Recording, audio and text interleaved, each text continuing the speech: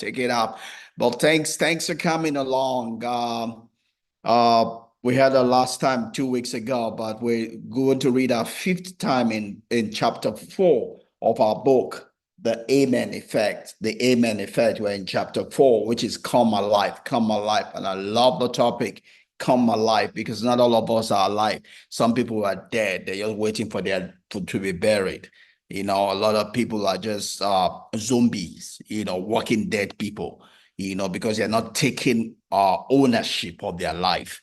The essence of creation, the essence of the blessing of the Father is that we have dominion. He says, have dominion, dominion, dominion, dominion, dominion. That's the God nature in us. When you're not taking responsibility, you're not taking ownership of your life, you're not having dominion, you're living less than God created you to be, So that's why I love the topic here that we're looking at in chapter 4 of our book, the Amen Effect, the present effect. Be present in the details of your life.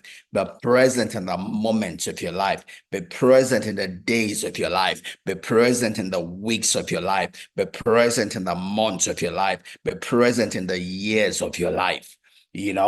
So that we're going to pick up from where we ended 2 weeks ago. I'm going to bring up my slide here and we're going to take it. Thanks for coming along. God bless you.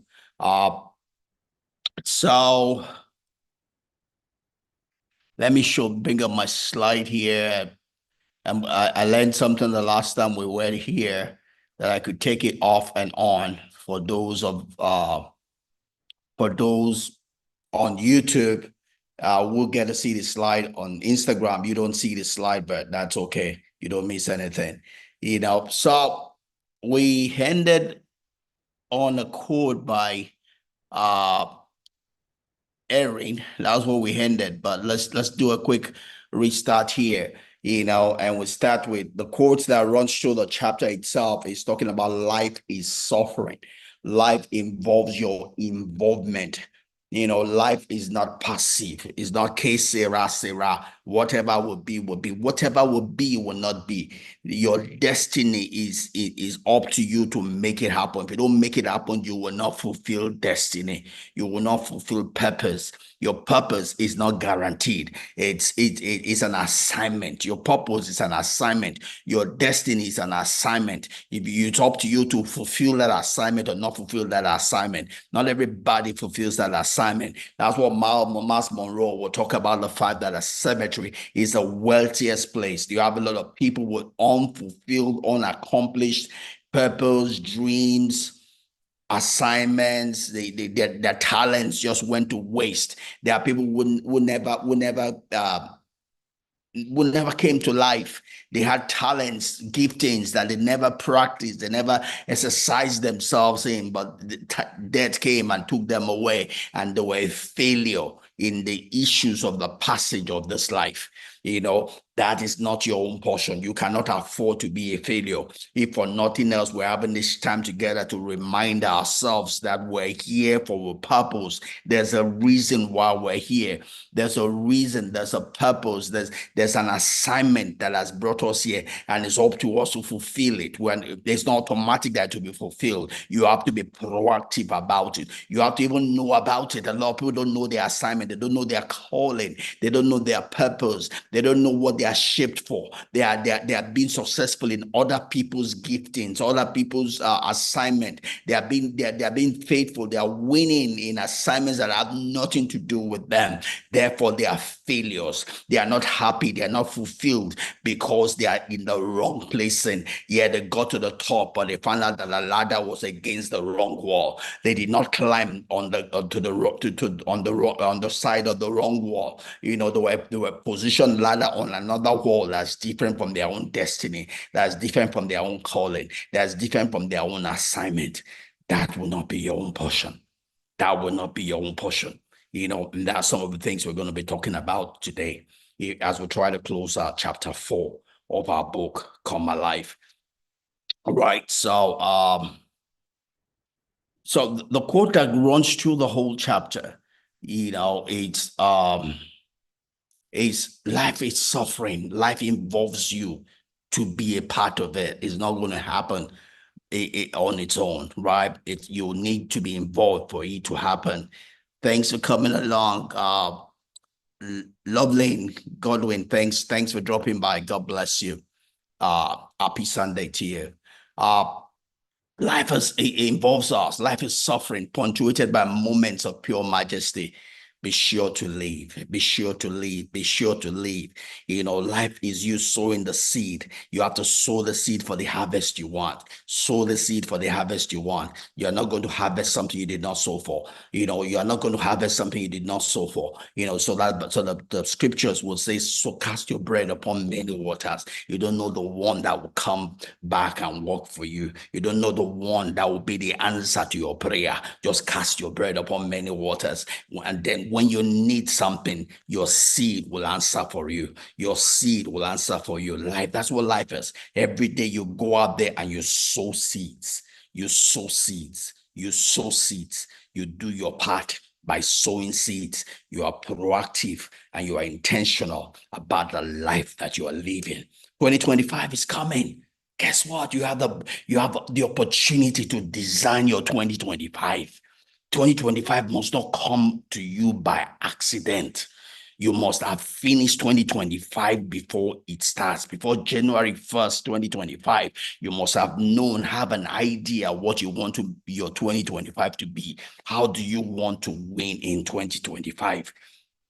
By the time 31st of December 2025 comes, what kind of a person do you want to be? Where do you want to be? What do you want to have accumulated? What do you want to have done? By the time that date comes upon you, now is the time to have the plan. Now is the time to begin to decide how much of it you're going to do in January, how much of it you're going to do in February, how much of it you're going to do in March, how much of it you're going to do in April, how much of it you're going to do in May, how much of it you're going to do in June, how much of it you're going to do in July, how much of it you're going to do in August, how much of it you're going to do in September, how much of it you're going to do in October, how much of it you're going to do in November, and how much of it you're going to do in December. It must not come to you suddenly. It must not come to you unprepared. You have the opportunity to prepare. You have 1 week left in November to prepare. You have the whole of December to prepare for 2025.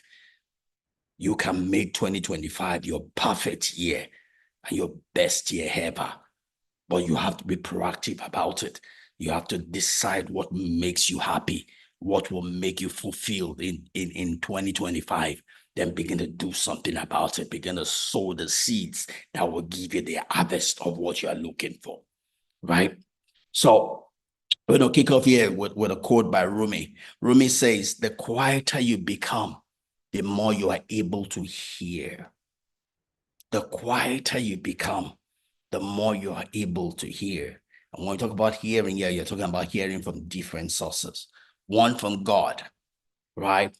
God is speaking to your heart, but you can't hear him unless you're quiet. If you're anxious for one, you cannot hear God.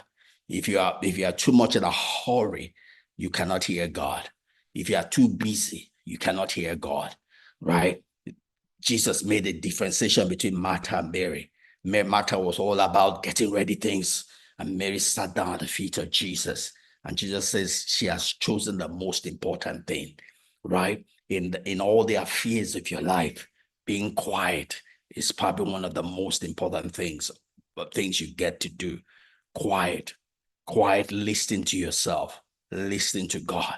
Because Abraham Lincoln will say, if you have 6 hours to cut down a tree, it's probably best to use for the first 4 hours to sharpen that axe and use 2 hours to cut the tree, rather than going to cut the tree with a axe that is not sharpened, right? Your sharpening of your axe is your listening, being listening to yourself, listening to God, listening to your environment, so that you can then take the right step forward. Not just jump out and make mistakes. Don't be a Martha in a Martha world. Be a Mary in a Martha world. That's how you succeed. Listen first, get the instruction, get the direction, so that when you war, you're warring aright. You are doing the right things. You are not just punching mere hair. Your punches are effective. They're efficient. You are eating the right sport. You are doing the right things. Right. And if it's praying, you have the right prayer points. You are not just joining all the noisemakers around. You are praying, you know what to pray for, you know what you need, you know what will make a difference for you. So you are eating the right point.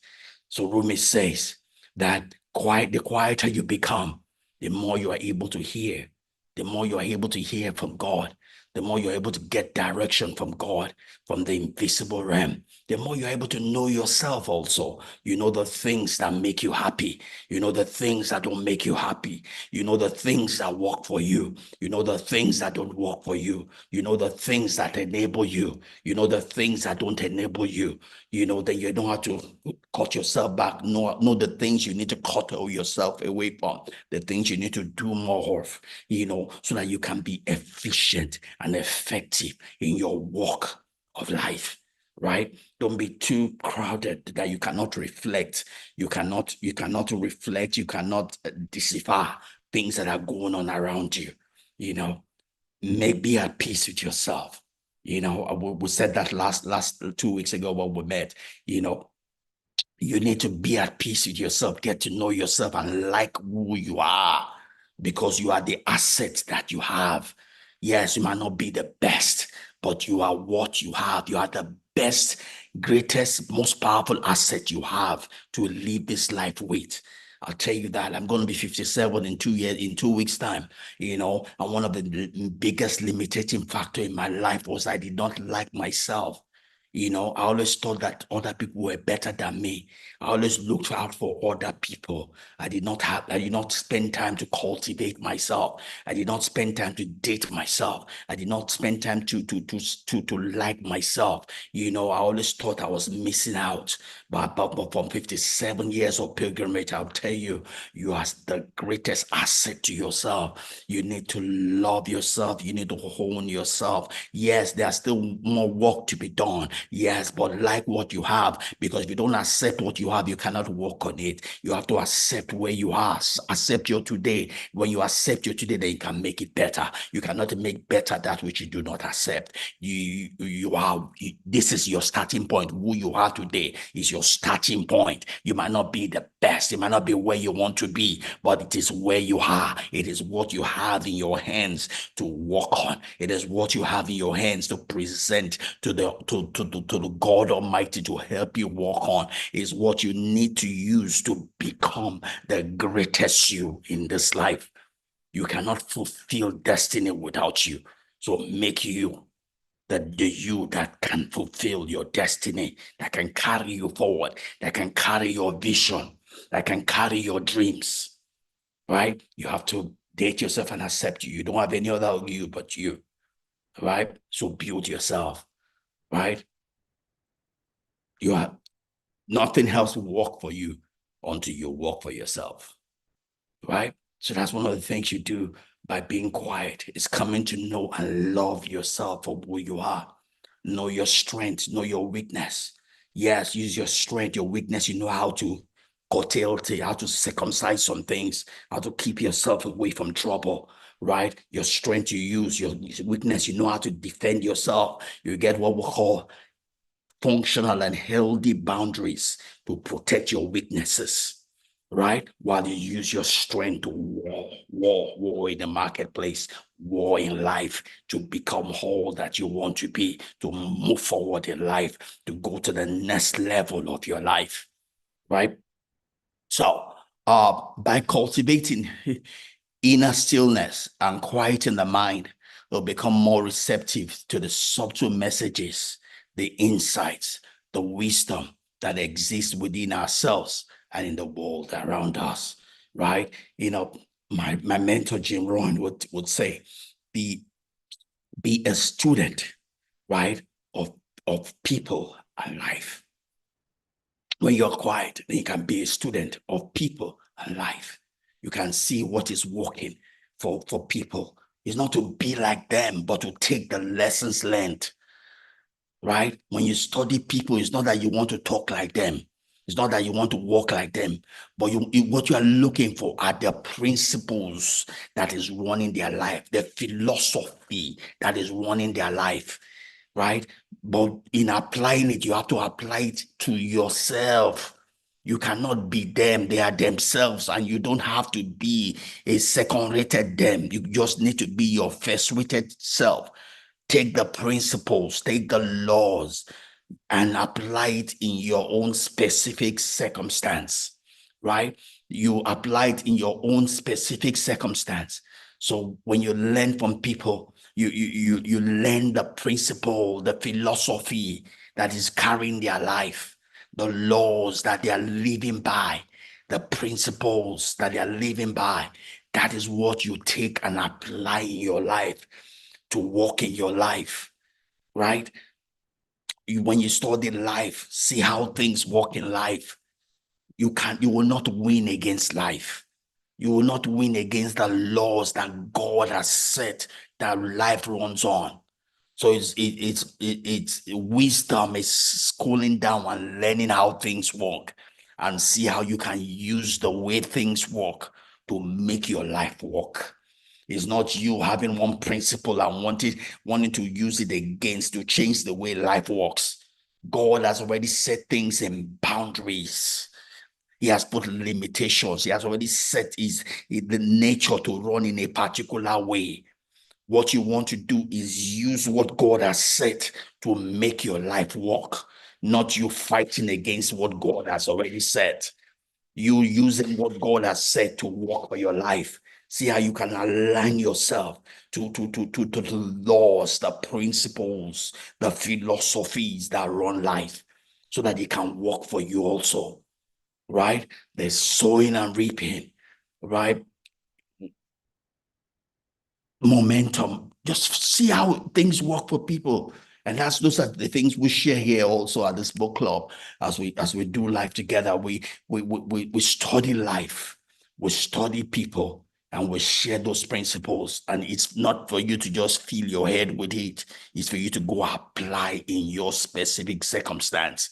Because if it has worked for somebody, it can work for you also. You just need to apply the principle, right? You have to apply the law, apply the philosophy, because if it works for A, it can work for B. They are repeatable, right? They are repeatable. They leave tracks. They are repeatable. They can be studied. They can be learned, and they can be practiced, right? So, um, so those are the things we'll learn from people. We'll learn also from life itself, right? And this little quote here from the Holy Book talks about in quietness and confidence shall be your strength, right? In Isaiah, I believe it's 30:18. It says, in quietness and confidence shall be your strength. So as you learn, be a student of people, be a student of life. And as you know those principles, you go out confidently to apply them. Apply them not to show off, but to make your life better, right? It's not a perfect world. The first time you're going to apply them, you're probably going to make mistakes because you are practicing it. You are practicing it.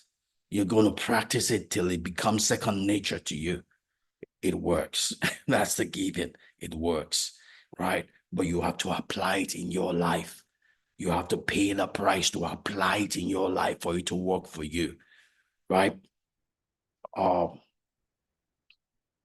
so some of the things we said we ended last weekend is, what is your soul calling you to? When you're quiet, you're asking that question. What is your soul calling you to? What is the voice of God in the inside of you? Each of us was shaped to fulfill purpose. Each of us was shaped to do something, to leave an impact in this life. The word of God says that God had a good work, then he created us to fulfill that good work. That's a sequence. God did not create us, then create good work. No, God had a good work, then created us to fulfill that good work. So you were shaped to do a good work. Each of us is shaped to do a good work. The Bible scripture says about Jesus, it says that according to the book that was written concerning him, he came. There was a job for him to do, he came. There was a job for him to do, he came. Each of us, there was a job that was assigned for us. We came according to that job that was assigned for us. There's a purpose.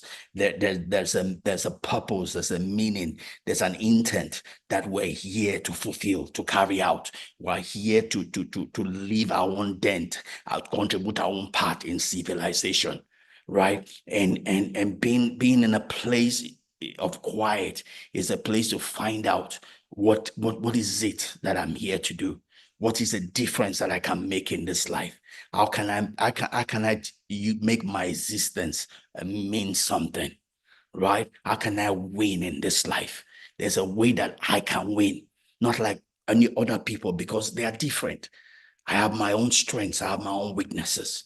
So I need to be authentic to myself, find out who I am, and win in this life as me, not someone else. So there's a place to know what is my soul saying. Who am I? How am I shaped? What are my strengths? What are my weaknesses? What are the things that work for me? What makes me happy? And use that to win a life, right? So there's a question asking, what's the mission? What's my mission? What's my meaning? What's my soul saying? What makes me happy, right? What are the things hidden away on the inside of me that I can walk with, right? What are the so we so assiduously sabbath, and that's important, right? And we need to speak well to ourselves. We need to we need to speak well to ourselves, in the process of all of this. Because the greatest power over our life is the words that we speak to ourselves. I remember times when I was struggling through life, trying to know myself. I used to, especially when things didn't work for me. One of the biggest things in my life, I was chasing a relationship at some point in time, chased that for 11 years, and it was, I didn't understand myself. And the little people I shared with didn't understand me, but I struggled in that, and I learned a lot. That's why I'm a relationship coach today. It's because I've been there. I've been through it. I've been two sides of it. I've been in the good side, the bad side. Well, not really bad side. I've never lived my life too far away from the church. I'm a church boy, so there's a limit to the bad I know. But I've learned about relationship. That's why I'm a relationship coach today. That you need to speak good to yourself. You should never speak a word to yourself that doesn't empower you, right? There's enough out there to beat you down. Don't be a part of beating you down, right? Speak the words that encourage you. Speak the words that empower you. Speak the words that motivate you. Speak the words that push you forward. I can. Yeah, I'm not too busy. To work for me. I have to do this. I can do this. Speak words of life to yourself. It makes a whole lot of difference as you push ahead in life and come alive, come alive to the battleground, come alive to the marketplace and win, right? Our lives work. Our life's work is to discern our core purpose, right? We need to find our purpose. If you don't know your purpose, then you can't fulfill it.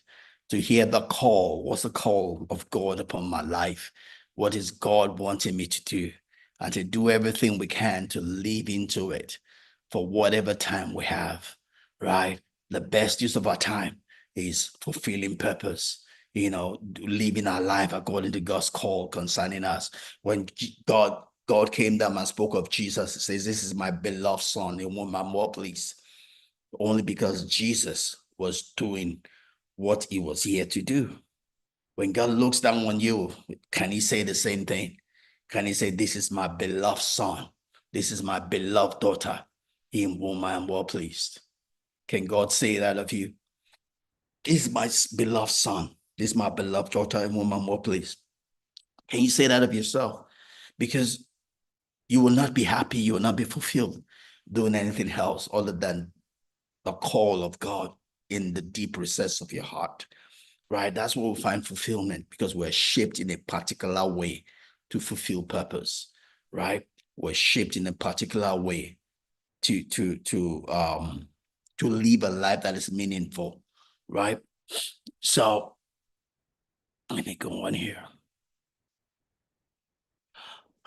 So every Kim Simon puts it this way. He says every human being had a moment in which he sensed a mysterious waiting for him. Meaning is found in responding the demand. Meaning is found in sensing the demand. There is a question that follows me wherever I turn. What is expected of me? What is it demanded of me? Pretty much is hearing the call in your heart, and it, whatever it is that we're all different, whatever it is that we will feel it makes us happy. We talked when we shared our first book, when we talked about the four purposes of life, we differentiated between career and calling. We all have career and calling. Career is pretty much what I do to put food on the table. That's all. My career is what I do to put food on the table, to make me economically viable. That's my career, right? It could be anything, right? I could choose to do anything, whether things that go in line with my strength, not my strength, whatever. I can choose a career. A calling chooses me. I don't choose a calling. A calling is the way I am created. I am shaped for my calling. My calling chooses me. I don't choose my calling. I find it. It's already there. I find it. We all come into this life with our calling, right? I find it. I discover it. Sometimes my career, my calling agree. They're one-on-one relation. Sometimes they don't. And that is okay. We just need to be aware of what they have so we can give the right amount of time to each of them. And make sure they're not in conflict also. Because if your career and your calling are in conflict, you will not be happy. They might not be the same, but they must never be in conflict with one another. Otherwise, you will be conflicted on the inside of you, your values. Because your calling will typically go with your values. Your calling will be a one-to-one correlation with your values. Your career will typically be a correlation with your goals. These two must never be in misalignment. They must agree. They don't have to be the same, but they must agree. Otherwise, you will not be happy. Sometimes they are the same. They don't have to be the same. The important thing is that they are not in conflict with one another. Right? So we discover that. And then that becomes the preoccupation of our life when we do that. Because that's how we come alive. We come alive doing our career to win with our career, not in conflict with our values, right? Authentic self, right? We'll make money. Our calling, we don't do our calling to make money. We do our calling to be fulfilled, to answer the call of our heart, right? The call of nature, the reason why we're here, right? The dent that we're supposed to put in this life, the difference, the contribution we're supposed to make in this life, right? That's important.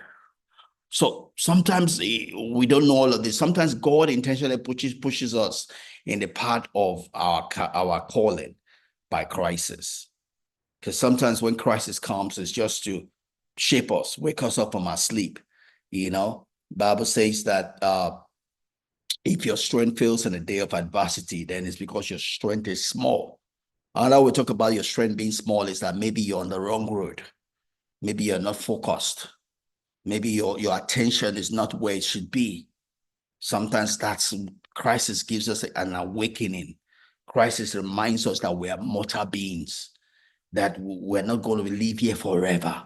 Whatever it is that we're called to do, wake up and do it, because you don't have forever to do it.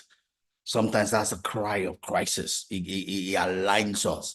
It wakes us up to life, right? Sometimes that's what crisis does for us.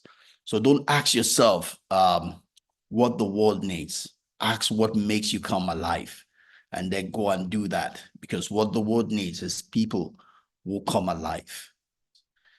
The world needs people that come alive. And the scriptures will put it this way. It says that the whole earth is waiting for the manifestation, the coming alive of the sons of God, of the daughters of God. right?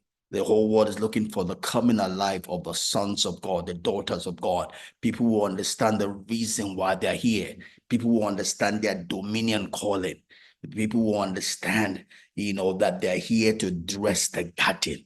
They are here to add their contribution to civilization. The people who know that they're here for a purpose, they're here for a calling, right? That's what the whole of creation is looking for. People are looking for people that know why they're here, and they're confidently going in line with that. They are making a difference. They are making waves, right?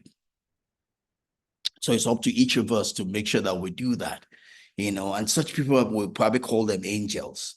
Angels are sent to this world with a distinct purpose or mission that only they can fulfill. And each of us is an angel in that wise. Each of us is here with a definite purpose. Each of us is there with here with a definite calling. And I'm not saying you don't have to be a pastor, you don't have to be a minister, but there's something about you that you are here that you can make a difference in civilization with. Steve Jobs, we know, right?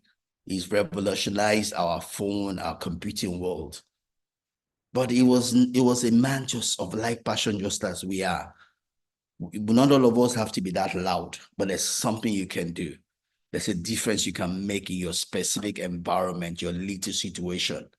Just be you and do your part, contribute your own part, right? We know of Elon Musk, space and all of that. But those are them in their own quarter.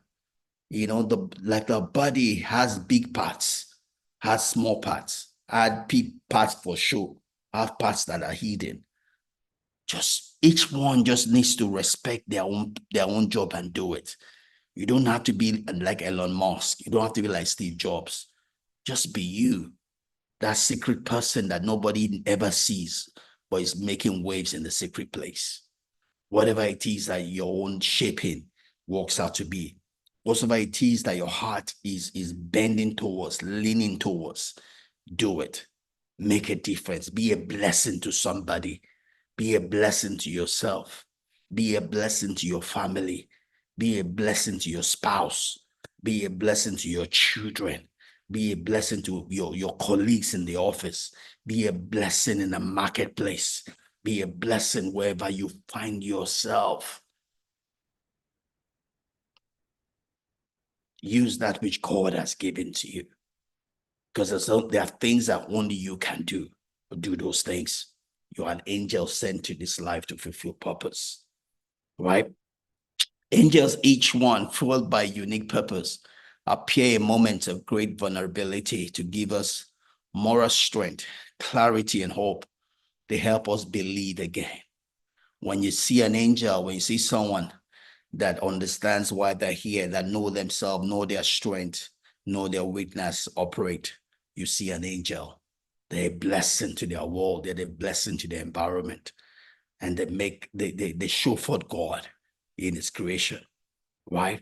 That's coming alive of the sons of God, coming alive of the daughters of God, right? And that's what makes God happy, because that's his reason for creation, is to see little hymns in this life. Scriptures will say that the mind of God, the desire of God is that his glory will fill the earth, even as the waters covers the sea. That's what God wants. What God wants is people that are alive, that are showing forth him in little models in this life, right? So angels are waking us to our responsibility to one another, right? We have a responsibility. And when we come alive, we know that we have a responsibility to one another, right? We're here to be a blessing to one another. Not just you blessing people. There are things also that you need from other people, because being humans that we have strengths, we have weaknesses. We have strengths, we have weaknesses. There are things that you can do that others around you cannot do. Be a blessing with that to other people. There are things that you cannot do that other people can do better than you. Receive them. Let them be a blessing to you with those things that they can be a blessing to you on, right? So to be complete, you have to be able to give and receive, give and receive. If all you do is give, you're going to die before your time, right? Because you're not God. Only God can give and receive himself. You're not. You're here to be able to give and receive. Give and receive. Let other people be a blessing to you in where areas in which they can be that you're weak in. Be a blessing to others in areas where you are strong in, right? That's important, right? So angels challenge us to think creatively about what might be possible. They let us know that we're not alone. They offer protection, connection, and inspiration, right? That's what we do to one another. Every person has a special mission specific to their time and place in which he or she lives. We all have mission, not just me talking to you. I have my mission. Part of my mission is spending this time with you, but you have your own mission also. You have your own crowd that I can never reach, that only you can reach. You can be a blessing to. Be a blessing wherever that is, right? Don't not, not only just some specific people or angels, not pastors, whatever, bishop, whatever. Every single one of us. In humanity, we're all the same. Before God, we're all God's creation. And He wants every one of us to reflect Him. Whether you have a prefix, a suffix, or whatever, you are just as important as that bishop before God. You are the same. The bishop is not bigger than you. You are the same. And the expectation of God from every one of us is the same. Because we all have a spirit of God. We are created in His image and His likeness. And He wants us to reflect Him wherever we find ourselves. Right? Rabbi Shalom puts it this way. He says, though we do not fully understand, we intuit that we live in a very great time of history. We need to recognize the importance of our mission, our obligation, our task to this generation. We need to utilize what has been given to us so that we do not squander the divine gifts we've received. God forbid that we squander the divine gifts we receive, right? This generation calls for great things. This is not a time to accumulate worldly possessions. It's for us to use whatever it is we've been endowed with and be a blessing to ourselves.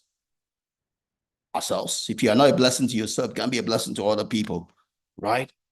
Jesus says, love others as you love yourself. Be a blessing to yourself.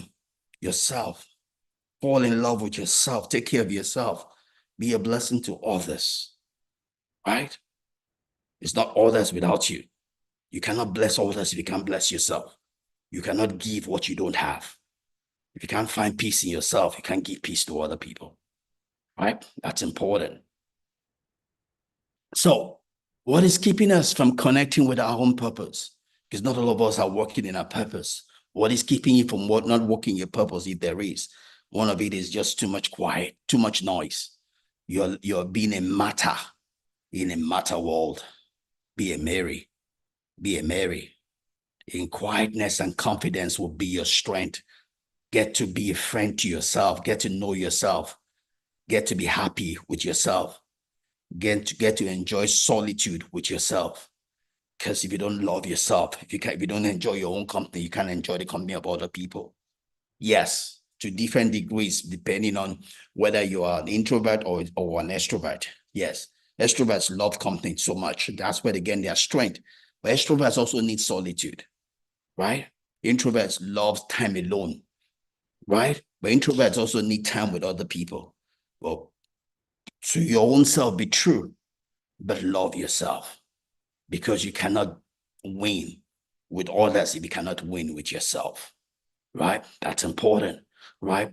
So, if we lack clarity, so let's just quickly look at 7 things, ways in which we can gain clarity around our purpose. I just downloaded it from somewhere.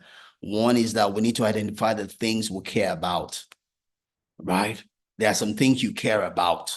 You didn't formulate it. Somehow your heart gravitates towards those things. Don't forget your purpose, your calling was put there before you came here. God had a good work, then created you. You are shaped to fulfill that good work. So there's something deep inside of you. You did not come into this life with the ability to do the work, but you came here with the gifting to do the work. So there will be a natural affinity to the things that are in line with that which you are called to do. So one of the ways you find your purpose is know the things you care about. Know the things you care about. Someone like me, I care about knowledge. You know, it's important to me. Clarity is important to me. That's why I'm a teacher. 1985, I believe, 85, 86. You know, having gone through time of confusion, coming to faith, I told the Lord I'm going to help other people not to go through the same confusion that I went through. And I've been through all the confusion time, you know, depression there and there. If you see me teaching with confidence, it's because I've been through some circumstances, going through hell and not stopping in hell, but walking through hell and coming out gives me a level of confidence. I have experienced life. I've not necessarily seen everything. I'm not God, but I've seen some things enough to give me clarity, strength, and confidence. I am not naive when it comes to some issues, the issues of life. One of the ways you get to understand, you know, your purpose is the things you care for. It's a bit of a pointer to what your purpose or might be, right? It's important to me when people get things right, do the things right or not. So it's easy for me to know that I'm called to teach, right? You reflect on what matters most to you. When you reflect on the things that are most important to you, it helps you. It tells you, it gives you a bit of a pointer to what your purpose might be. When you identify the things you care about, reflect on the things that matter most to you, right? There are things that matter to me that don't matter to a lot of people, right? The way people do things on the internet here, that's someone that walked up a bit puput just because someone's phone rang. That's important to me. That shows my immaturity. I know some people are coming to defend this and this, but it's immaturity, right? Some time ago, someone said said he was going to be the next president. He's not. So one person is a liar. Either God is a liar or the person is a liar. That's important to me. To some people, it's not. But it is important to me. Accuracy is important to me. Using the name of God is important to me, right? Also recognize your strengths and talents, and alongside recognize your weaknesses. It's good to recognize your strengths, your talents, but also recognize your limitations because you're human. I've heard people talk about, oh, when I started my church, I'm the one that does this, does this, does this. It's stupid. You can't do everything. Yes, you can do most things. You can fill the gap when there's no other person there to do it, but you're not proficient at doing everything. You're human. You have limitations. Let people help you. Let people carry the weight they can carry better than you can carry. Carry the weight you can carry best. Let other people carry the weight they can carry best, right? But it helps you. Remember, you're human. So you don't die before your time by trying to do everything. It's stupidity, not wisdom to try to do everything, right? Know what you're good at. Know what you're not good at. Know what you do. Know what to delegate, right? Also try to volunteering. When you volunteer, is a way by which we practice. It helps to fine tune what your calling might be. You know, I love music, so I could have easily thought that music was my calling. I love to dance. I love music. I've been temporarily in two choirs. I've been in a musical band. I've tried to learn how to play the saxophone, you know. So I could have easily thought that maybe music was it for me because I love music. But see, through all the places I've been, I know this is my comfort zone. This is my comfort zone. Teaching principles, you know, teaching life, living the life, teaching it, get into the nitty-gritty of how life works, that in a way that I can communicate it. This is my comfort zone. This is my strength. This is a place of rest for me. Not music. I love music. Helps me in a personal place, but it's not to minister to other people, right? But learn that by practice. You too can do that by practice, right? It doesn't have to be perfect. Greatness does not come from perfection. It comes from resilience. You try this. Does it work? You try till you find it, right? Also, you can imagine your best possible self, right? As you do things, you're trying to give your best into it, you know, as you learn, you can sift off some things and carry the things that go align with who you are, right? You also cultivate positive emotions like gratitude, just be positive about things. That helps also, because you're doing something and it's not working doesn't mean it's not the place for you. It might just be that you're learning, because some things that you're happy about, it doesn't mean that you will too easily work. Today I do things with so much ease. I guess my wife doesn't tell me, but I know she's surprised because she sees how I can move from one thing to the other. I can be doing my office work. The next second I switch into a prayer meeting. I lead a prayer meeting. After the prayer meeting, I can just switch into my business, and I do all of that with ease. And I'm sure she's amazed, right? But I wasn't born that way. Don't tell her. I wasn't born that way. It's by practice. It's by practice. When you do something often and often and often, it becomes second nature to you. It becomes something you can flow into easily. For me, everything I do is a preparation for the next message. This time I'm sharing with you right now. I'm preparing for the next message I'm going to have. The next talk I'm going to have, which will be tomorrow. I have a prayer meeting tomorrow. I'm going to be sharing some things. Everything I'm saying here is preparing me for that message.